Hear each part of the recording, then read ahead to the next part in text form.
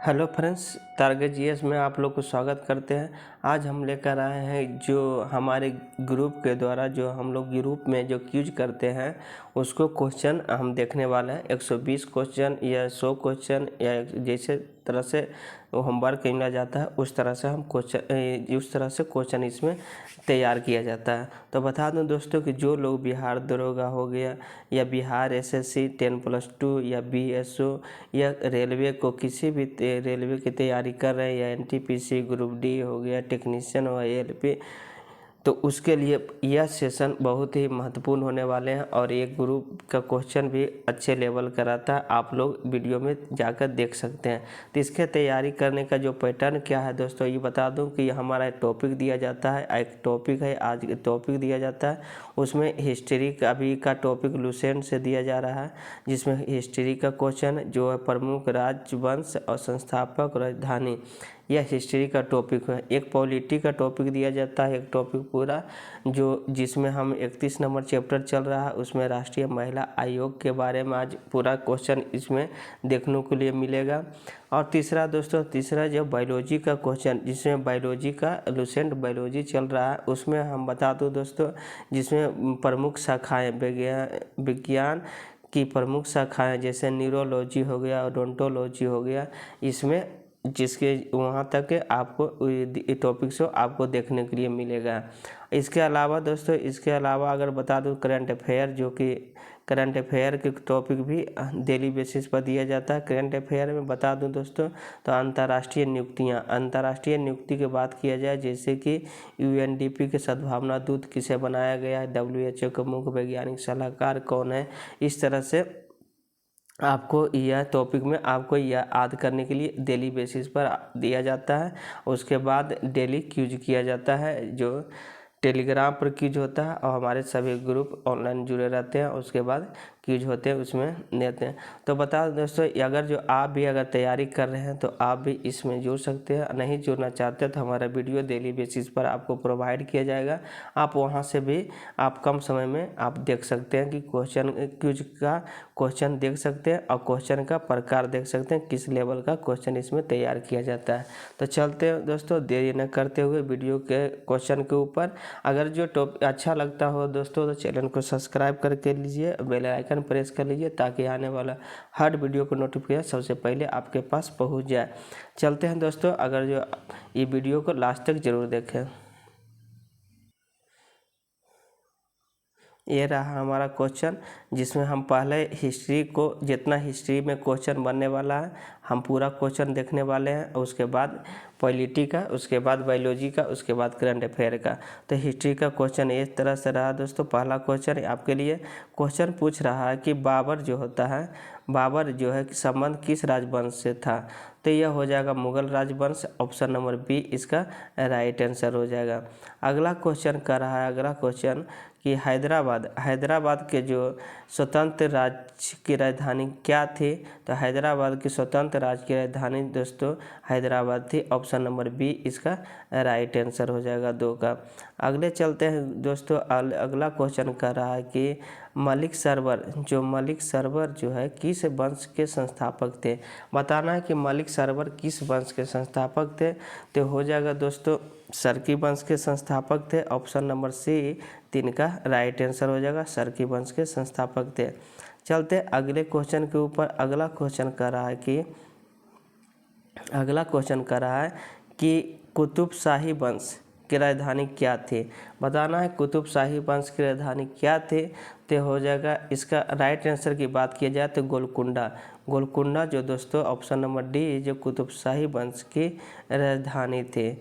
चलते हैं अगले क्वेश्चन के ऊपर। अगले क्वेश्चन के बाद दोस्तों क्वेश्चन कर रहा है कि सरकी वंश की राजधानी क्या थी। आपको बताना है सरकी वंश की राजधानी क्या थी। तो हो जाएगा जौनपुर, जो सरकी वंश की राजधानी है, ऑप्शन नंबर सी इसका राइट आंसर हो जाएगा। अगला क्वेश्चन है दोस्तों कि निजाम शाही वंश की राजधानी क्या थे। तो निजाम शाही वंश की राजधानी की बात किया जाए दोस्तों तो अहमदनगर थे, ऑप्शन नंबर बी 6 का राइट आंसर हो जाएगा अहमदनगर। निजामशाही वंश के राजधानी थे। अगला क्वेश्चन बोल रहा है दोस्तों कि कह रहा है 7 नंबर कि नरसिंह किस वंश के संस्थापक थे। नरसिंह के बारे में बताना है तो कौन सा वंश के संस्थापक थे, तो ये हो जाएगा सालू वंश के संस्थापक नरसिंह थे। ऑप्शन नंबर बी इसका राइट आंसर हो जाएगा 7 का। चलते हैं अगले क्वेश्चन के ऊपर। अगला क्वेश्चन कह रहा है कि हरियर एवं बुक्का बताना है कि हरियक एवं बुक्का का संबंध किस राजवंश से था, तो ये हो जाएगा संगम राजवंश के संस्थापक थे हरियर एवं बुक्का। ऑप्शन नंबर सी इसका राइट आंसर हो जाएगा। आगे क्वेश्चन कर रहा है कि 9 नंबर कर रहा है कि विजयनगर किस राजवंश की राजधानी नहीं थे। बताना कि विजयनगर जो थे किस राजवंश की राजधानी नहीं थे, तो संगम वंश की राजधानी विजयनगर थी, सालू वंश के थे, तुलु वंश के थे, लेकिन अरबीडो की राजधानी विजयनगर नहीं थी। ऑप्शन नंबर 4 इसका राइट आंसर हो जाएगा। चलते हैं अगले क्वेश्चन के ऊपर। अगला क्वेश्चन कह रहा है कि बहमनी वंश के संस्थापक कौन थे, तो बहमनी वंश के संस्थापक बताना है दोस्तों, तो यह हो जाएगा हसन गंगू जो है बहमनी वंश के संस्थापक थे। ऑप्शन नंबर सी इसका राइट आंसर हो जाएगा। अगला क्वेश्चन कह रहा है कि संगम वंश के संस्थापक कौन था, तो संगम वंश के संस्थापक की बात किया जाए दोस्तों तो हरियर एवं बुक्का जो संगम वंश के संस्थापक थे। ऑप्शन नंबर 1 इसका राइट आंसर हो जाएगा। चलते अगले क्वेश्चन के ऊपर। अगला क्वेश्चन कर रहा है कि खिरीज खां बताना कि खिरीज खां कि सैयद वंश के संस्थापक कौन थे, तो सैयद वंश के बारे में बताना, तो ऑप्शन नंबर सी हो जाएगा खिरीज खां जो है सैयद वंश के संस्थापक थे। ऑप्शन नंबर सी इसका राइट आंसर हो जाएगा। अगला क्वेश्चन कर रहा है गुलाम वंश के बताना कि गुलाम वंश की राजधानी क्या थी, तो बताना गुलाम वंश की राजधानी दिल्ली थी। ऑप्शन नंबर 1 इसका राइट आंसर हो जाएगा। अगला क्वेश्चन कर रहा है कि खिलजी वंश बताना कि खिलजी वंश के संस्थापक कौन थे। खिलजी वंश के संस्थापक कौन थे, तो हो जाएगा जलालुद्दीन खिलजी वंश के संस्थापक। ऑप्शन नंबर सी इसका राइट आंसर हो जाएगा। चलते हैं अगले क्वेश्चन के ऊपर। अगला क्वेश्चन कर रहा है कि त्रिपुरी बताना कि त्रिपुरी किस राजवंश की राजधानी थी, तो बताना है त्रिपुरी किस वंश की राजधानी थी, तो कलचुरी वंश की राजधानी क्या थी, त्रिपुरी थी। ऑप्शन नंबर बी इसका राइट आंसर हो जाएगा। अगला चलते हैं दोस्तों। अगला क्वेश्चन कर रहा है कि चौहान वंश के बारे में कि चौहान वंश के संस्थापक कौन था, तो चौहान वंश के संस्थापक की बात किया जाए तो वासुदेव थे। ऑप्शन नंबर 4 इसका राइट आंसर हो जाएगा। ऑप्शन नंबर डी चौहान वंश के संस्थापक कौन थे, वासुदेव। ऑप्शन नंबर 4 इसका राइट आंसर हो जाएगा। अगला क्वेश्चन कर रहा है कि बनवासी बताना है कि बनवासी किस राजवंश की राजधानी थे। बताना कि किस वंश की राजधानी थे, तो हो जाएगा कादम वंश की राजधानी कहाँ थे। बनवासी किस राजवंश की राजधानी थी, तो कादम वंश की राजधानी कहाँ थी, बनवासी। ऑप्शन नंबर बी इसका राइट आंसर हो जाएगा। चलते हैं अगले क्वेश्चन के ऊपर। अगला क्वेश्चन कर रहा है कि चंदेल वंश के संस्थापक कौन थे। चंदेल वंश के संस्थापक की बात किया जाए तो ननुक चंदेल वंश के संस्थापक थे। ऑप्शन नंबर सी इसका राइट आंसर हो जाएगा। अगला क्वेश्चन था कि पाल वंश की राजधानी क्या थी, तो पाल वंश की राजधानी जानते हो दोस्तों मुंगेर पाल वंश की राजधानी हुआ करते थे। ऑप्शन नंबर 1 इसका राइट आंसर हो जाएगा। चलते हैं अगले क्वेश्चन के ऊपर। अगले क्वेश्चन कर रहा है कि गंग वंश के संस्थापक कौन था, तो गंग वंश के संस्थापक की बात किया जाए तो बृहस्पति पंचम थे। ऑप्शन नंबर सी इसका राइट आंसर हो जाएगा बृहस्पति पंचम। चलते हैं अगले क्वेश्चन के ऊपर। अगला क्वेश्चन कर रहा है कि देवगिरी किस राजवंश की राजधानी थे। देवगिरी की बात किया जाए तो यह थे यादव वंश की राजधानी कहाँ थी, देवगिरी। ऑप्शन नंबर बी इसका 21 का ऑप्शन बी इसका राइट आंसर हो जाएगा। चलते हैं अगले क्वेश्चन के ऊपर। अगला क्वेश्चन कर रहा है कि यादव वंश की राजधानी दोबारा आ गया दोस्तों। यादव वंश की राजधानी क्या थी, तो देवगिरी। ऑप्शन नंबर सी इसका राइट आंसर हो जाएगा। अगला क्वेश्चन कर रहा है कि चोल वंश के संस्थापक कौन था। चोल वंश के संस्थापक की बात किया जाए तो चोल वंश के संस्थापक विजयालय थे। ऑप्शन नंबर सी इसका राइट आंसर हो जाएगा। चलते हैं अगले क्वेश्चन के ऊपर। अगला क्वेश्चन करा है कि हौसल वंश के संस्थापक कौन थे? तो हौसल वंश के संस्थापक की बात किया जाए तो विष्णुवर्धन हौसल वंश के संस्थापक थे। ऑप्शन नंबर 4 इसका राइट आंसर हो जाएगा। चलते हैं अगले क्वेश्चन के ऊपर। अगला क्वेश्चन कर रहा है कि राजवंश हो गया, संस्थापक हो गया तथा राजधानी आधार पर इनमें से कौन सा जोड़ा सही है? बताना है कि कौन सा जोड़ा सही मिलान है। तो मौर्य वंश के राजधानी पाटलिपुत्र थे, सही थे, लेकिन मौर्य वंश के संस्थापक चंद्रगुप्त मौर्य थे। गुप्त वंश के संस्थापक श्रीगुप्त थे, राजधानी पाटलिपुत्र। ऑप्शन नंबर बी इसका राइट आंसर हो जाएगा 25 का। ऑप्शन बी इसका राइट आंसर हो जाएगा। चलते हैं अगले क्वेश्चन के ऊपर। अगला क्वेश्चन कर रहा है कि पांडवंश के संस्थापक कौन थे? तो नेडियन जो है पांडवंश के संस्थापक थे। ऑप्शन नंबर 1 इसका राइट आंसर हो जाएगा। चलते हैं अगले क्वेश्चन के ऊपर। अगला क्वेश्चन कर रहा है कि मदुरै जो है किस राजवंश की राजधानी थी? मदुरै के बारे में बताना कि मदुरै किस राजवंश की राजधानी थी? तो हो जाएगा दोस्तों, पांडवंश की राजधानी कहाँ थी? मदुरै थे। ऑप्शन नंबर बी इसका 27 का बी इसका राइट आंसर हो जाएगा। चलते हैं अगले क्वेश्चन के ऊपर। अगला क्वेश्चन कर रहा है कि हुन वंश के संस्थापक कौन था? हुन वंश के बारे में बताना है कि संस्थापक कौन था। तो हो जाएगा तोरमान जो है हुन वंश के संस्थापक थे। ऑप्शन नंबर 1 इसका राइट आंसर हो जाएगा, हुन वंश के संस्थापक। चलते हैं अगले क्वेश्चन के ऊपर। अगला क्वेश्चन करा कि अब दोस्तों यहाँ से पॉलिटी का क्वेश्चन, जितना था दोस्तों हिस्ट्री का क्वेश्चन था आप देख लिए, जितना संस्थापक राजवंश से क्वेश्चन थे, अब यहाँ से पॉलिटी का क्वेश्चन स्टार्ट होने वाले हैं, जो कि राष्ट्रीय महिला आयोग से पूरा क्वेश्चन आपको देखने के लिए मिलेगा। अगले क्वेश्चन का रहा 29 नंबर की झारखंड में परिसीमन पूरा न हो पाने के कारण मुख्य कारण क्या था? बताना कि झारखंड में जो परिसीमन जो हो रहा था इसका न होने का मुख्य कारण बताना क्या कारण थे। तो वहाँ जी दोस्तों सरकारी नीति के विपरीत आरक्षित सीटें कम होना इसके मुख्य कारण था। ऑप्शन नंबर सी हो जाएगा इसका राइट आंसर हो जाएगा 29 का। अगले क्वेश्चन का रहा कि अगला क्वेश्चन कि नए परिसीमन के बाद अनुसूचित जनजाति के लिए आरक्षित सीटों की संख्या कितनी हो गई थी? नए परिसीमन के बाद जो अनुसूचित जाति के बात किया जाए सीटों की संख्या 47 हो गए थे। ऑप्शन नंबर 4 इसका 7 हो गया था। ऑप्शन नंबर 4 इसका राइट आंसर हो जाएगा।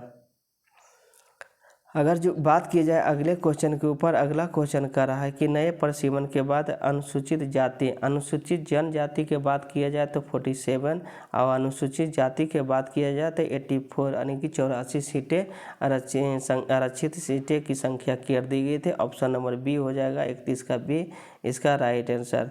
चलते अगले क्वेश्चन के ऊपर।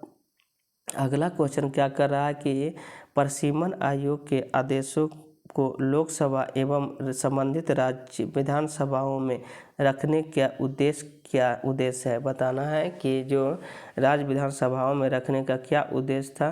तो केवल क्या उद्देश्य था आपको बताना है। तो केवल जानकारी के लिए क्या उद्देश्य था दोस्तों? केवल ऑप्शन नंबर बी इसका राइट आंसर हो जाए, केवल जानकारी के लिए इसका रखना था। चलते हैं अगले क्वेश्चन के ऊपर। अगला क्वेश्चन कर रहा है कि अनुसूचित जनजाति से संबंधित सीटों में परिवर्तन का आधार क्या होता है? जो अनुसूचित जाति है, अनुसूचित जनजाति से संबंधित सीटों की परिवर्तन का आधार क्या होता है?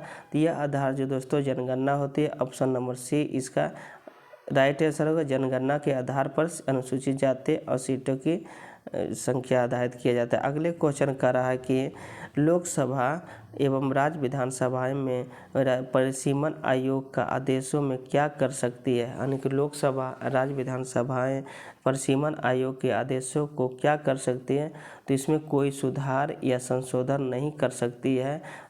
ऑप्शन नंबर सी इसका राइट आंसर हो जाएगा। ऑप्शन नंबर सी कोई भी सुधार या संशोधन नहीं कर सकती है। चलते हैं अगले क्वेश्चन के ऊपर। अगले क्वेश्चन कर रहा है दोस्तों इस कि परिसीमन आयोग 2002 का गठन किसकी अध्यक्षता में की गया था?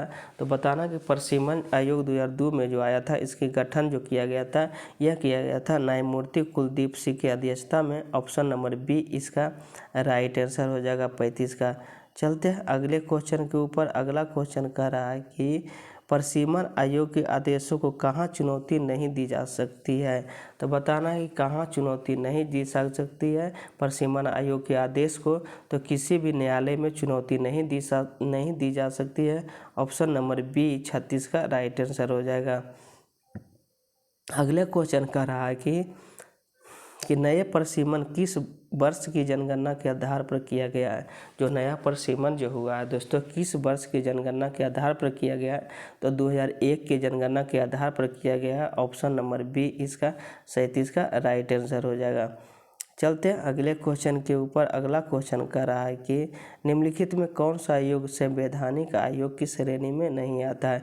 संवैधानिक आयोग के अंतर्गत नहीं आता, यानी कहने का मतलब जो आर्टिकल में नहीं, यानी कि अनुच्छेद जिसका नहीं है। तो नियंत्रण महालेखा परीक्षक 148 होता है ओबीसी के बारे में दिया हुआ दोस्तों, लेकिन राज्य लोक सेवा आयोग के बारे में आर्टिकल में दिया गया, संविधान में दिया गया, लेकिन केंद्रीय सतर्कता आयोग इसका राइट आंसर हो जाएगा। ऑप्शन नंबर सी इसका राइट आंसर हो जाएगा। चलते हैं अगले क्वेश्चन के ऊपर। कर रहा है केंद्रीय सूचना आयोग और राज्य सूचना आयोग का गठन किस वर्ष किया गया है? तो बताना है केंद्रीय सूचना आयोग राज्य सूचना आयोग का गठन की बात किया जाए तो 2005 में किया गया है। ऑप्शन नंबर बी इसका राइट आंसर हो जाएगा। चलते हैं अगले क्वेश्चन के ऊपर। अगला क्वेश्चन कर रहा है कि राष्ट्रीय अल्पसंख्यक आयोग का गठन किस वर्ष हुआ था? तो राष्ट्रीय अल्पसंख्यक आयोग के बारे में बताना किस वर्ष किया गया था? तो यह 2005 में की गई थी। ऑप्शन नंबर बी इसका राइट आंसर हो जाएगा।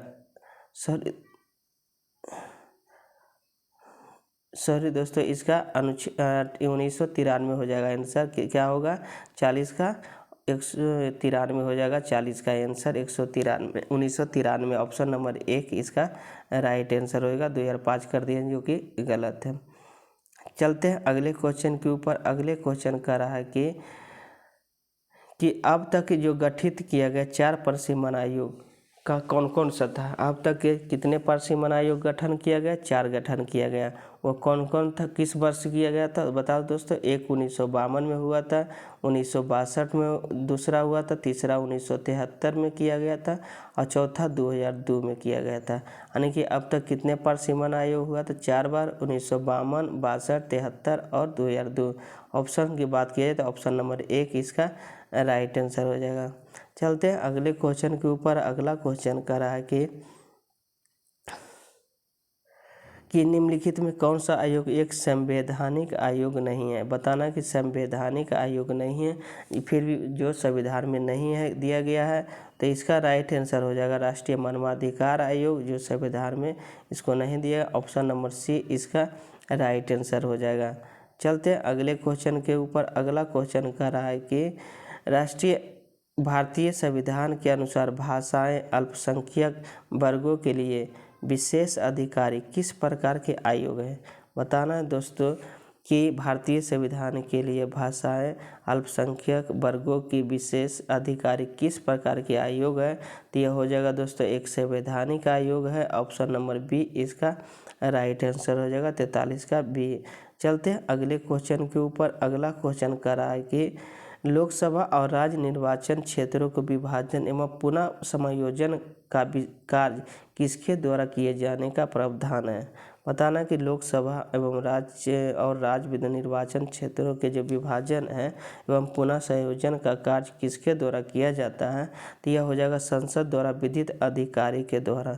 क्या हो जाएगा? संसद द्वारा विधित अधिकारी के द्वारा। ऑप्शन नंबर सी इसका राइट आंसर हो जाएगा। अगला क्वेश्चन कर रहा है कि 42वां संविधान संशोधन अधिनियम द्वारा संविधान के अनुच्छेद 82 में संशोधन कर प्रसिमन पर किस वर्ष तक रोक लगा दी गई थी? तो ये बताना है दोस्तों 42वां संविधान अनुच्छेद 42 में संशोधन कर प्रसिमन किस वर्ष तक रोक लगा दी गई थी? तो वर्ष 2000 तक रोक लगा दी गई थी। ऑप्शन नंबर बी इसका राइट आंसर हो जाएगा। चलते अगले क्वेश्चन के ऊपर। अगला क्वेश्चन कर रहा है कि 84 में संविधान संशोधन अधिनियम 2001 ईस्वी के द्वारा संविधान के किन अनुच्छेदों की शर्तों में संशोधन किया गया, जिसके अनुसार देश में लोकसभा एवं विधानसभा की सीटें की संख्या वर्ष 2026 तक कोई वृद्धि अथवा कोई कमी नहीं की जाएगी।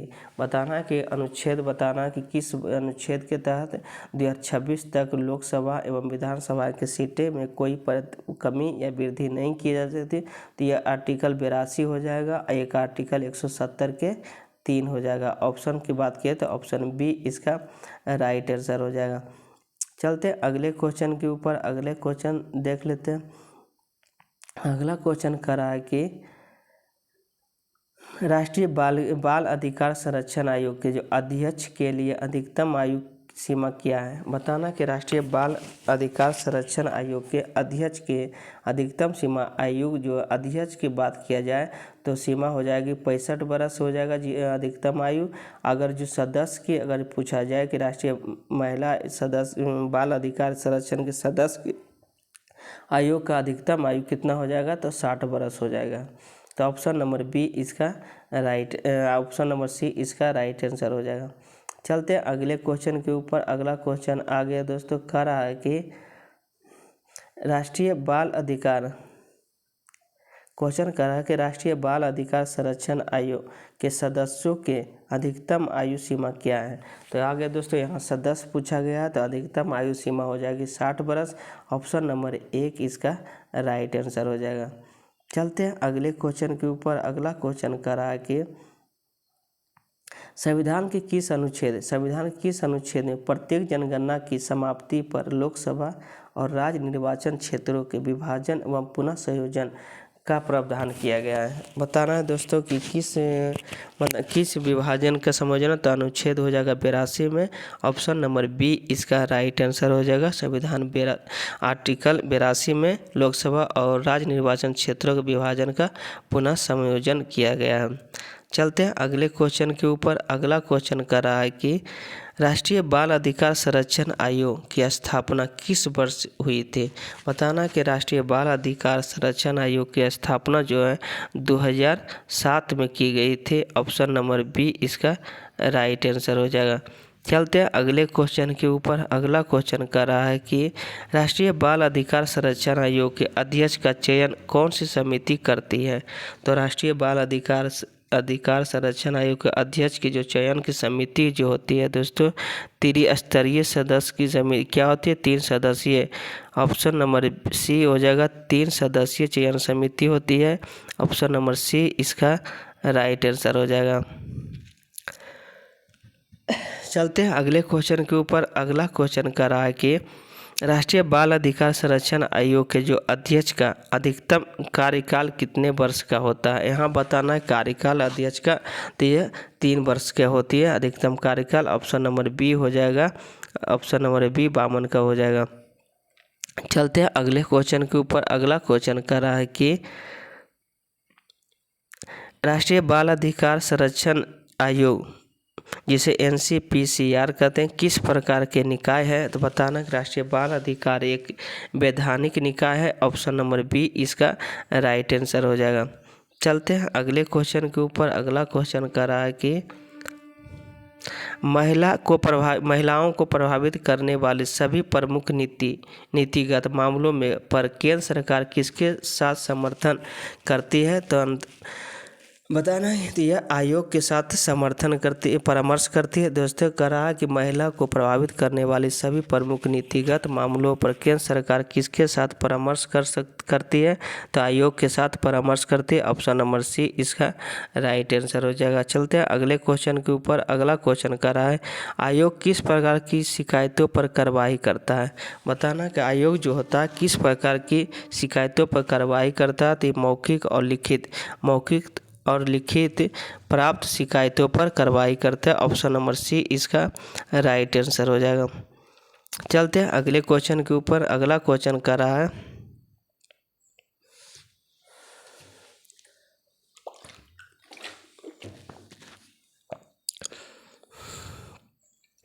आगे कह रहा है कि आयोग किस प्रकार की अभिलेख की मांग करने की शक्तियाँ।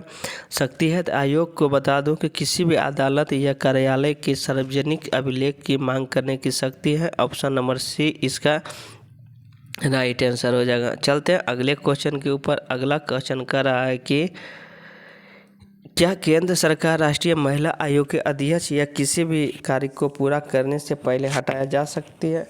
तो हाँ, इसके हटाया जा सकता है। विशेष परिस्थिति में रहने पर इसको हम सदस्य से पहले हटाया जा सकता है। ऑप्शन नंबर बी इसका राइट आंसर हो जाएगा। चलते हैं अगले क्वेश्चन के ऊपर। अगला क्वेश्चन कर रहा है कि किसी भी शिकायत को जांच पड़ताल या किसी भी मामले में जांच करते समय आयोग किसकी शक्तियां प्राप्त होती है?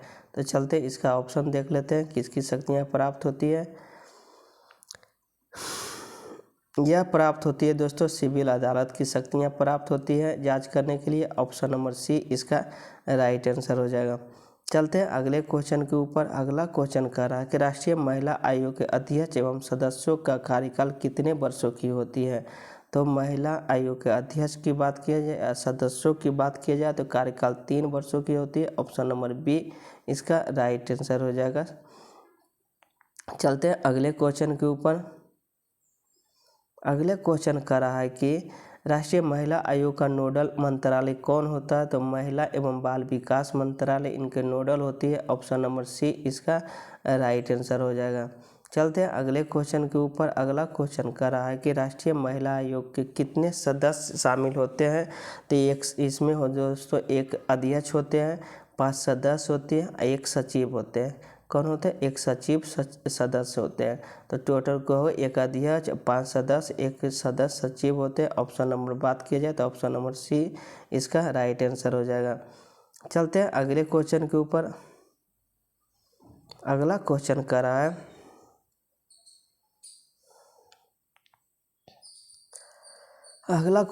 कि राष्ट्रीय महिला आयोग की स्थापना किस अधिनियम के अधीन की गई है? तो राष्ट्रीय महिला आयोग का स्थापना राष्ट्रीय महिला अधिनियम 1990 राष्ट्रीय आयोग अधिनियम 1990 के द्वारा किए गए। ऑप्शन नंबर बी इसका राइट आंसर हो जाएगा। चलते हैं अगले क्वेश्चन के ऊपर। अगला क्वेश्चन कर रहा है कि राष्ट्रीय महिला आयोग किस प्रकार की निकाय है? तो स्वायत्त वैधानिक निकाय है। ऑप्शन नंबर बी इसका राइट आंसर हो जाएगा। चलते हैं अगले क्वेश्चन के ऊपर। अगला क्वेश्चन देख लेते हैं। कह रहा है कि राष्ट्रीय महिला आयोग की स्थापना किस वर्ष की गई थी? तो 1992 में की गई थी। राष्ट्रीय महिला आयोग की स्थापना किस वर्ष की गई? तो 1992 में। ऑप्शन नंबर सी इसका राइट आंसर हो जाएगा। 64 का अगला क्वेश्चन। अब दोस्तों यहाँ से आपको क्या क्वेश्चन दिखने का? बायोलॉजी का क्वेश्चन दिखने को लिए मिलेगा। इसमें बायोलॉजी के टोटल क्वेश्चन जो होमवर्क दिया गया था उसको हम पूरा देख रहे किस तरह से क्वेश्चन अध्ययन दिया गया। अगले कह रहा है कि प्राणी विज्ञान की शाखा में हड्डियों का अध्ययन किया जाता है। तो हड्डियों का अध्ययन बताना दोस्तों। तो हड्डियों का अध्ययन ऑस्टियोलॉजी में किया जाता है। ऑप्शन नंबर डी इसका राइट आंसर हो जाएगा। चलते अगले क्वेश्चन की कह रहा है कि पक्षियों के संबंधित अध्ययन किस विज्ञान की शाखा में किया जाता है? पक्षी के बात किया जाता है ऑर्निथोलॉजी हो जाएगा। ऑप्शन नंबर सी इसका राइट आंसर हो जाएगा। पक्षियों का अध्ययन ऑर्निथोलॉजी। चलते हैं अगले क्वेश्चन कह रहा है कि दंतों का अध्ययन किस चिकित्सा के अंतर्गत किया जाता है? दंतों का अध्ययन दोस्तों की बात किया जाए तो ऑडियोटोग्राफी के अध्ययन में किया जाता है। ऑप्शन नंबर 4 इसका राइट आंसर हो जाएगा। चलते आगे अगला क्वेश्चन कर रहा है कि पृथ्वी के ऊपर पाए जाने वाले प्राणी या पौधे संरचना, रूप, प्रकार आदि किस शाखा के अंतर्गत किया जाता है? तो बताना पृथ्वी पर पाए जाने वाला प्राणी हो गया या तथा पौधे, रूप, संरचना मॉर्फोलॉजी के अंतर्गत किया जाता है। ऑप्शन की बात की है तो ऑप्शन बी हो जाएगा इसका राइट आंसर। चलते अगले क्वेश्चन कर रहा है कि समय को मापने के लिए क्या किया जाता है? तो समय को मापने के लिए हम होरोलॉजी का प्रयोग करते हैं। ऑप्शन नंबर सी इसका राइट आंसर हो जाएगा होरोलॉजी। आगे कह रहा है कि लेजर पुंज की सहायता से त्रिविमीय चित्र बनाने के लिए किस विधि का प्रयोग करते हैं? तो त्रिविमीय चित्र बनाना है तो उसे हम कहा जाता है होलियोग्राफी उसे हम कहते हैं होलोग्राफी कहा जाता है। ऑप्शन नंबर बी इसका राइट आंसर हो जाएगा होलोग्राफी। चलते हैं अगले क्वेश्चन के ऊपर। अगला क्वेश्चन कह रहा है कि वृद्धावस्था संबंधित तथ्यों का अध्ययन विज्ञान की किस शाखा के अंतर्गत किया जाता है? तो यह हो जाएगा जेरोंटोलॉजी के अंतर्गत। ऑप्शन नंबर एक इसका राइट आंसर हो जाएगा 71 का। चलते अगले क्वेश्चन कर रहा है कि पानी से रोगों की चिकित्सा किस विज्ञान द्वारा किया जाता है? तो हाइड्रोपैथी के द्वारा हाइड्रोपैथी हो जाएगा। ऑप्शन नंबर बी जो पानी के रोगों की चिकित्सा से संबंधित अध्ययन किया जाता है। चलते हैं अगले क्वेश्चन के ऊपर।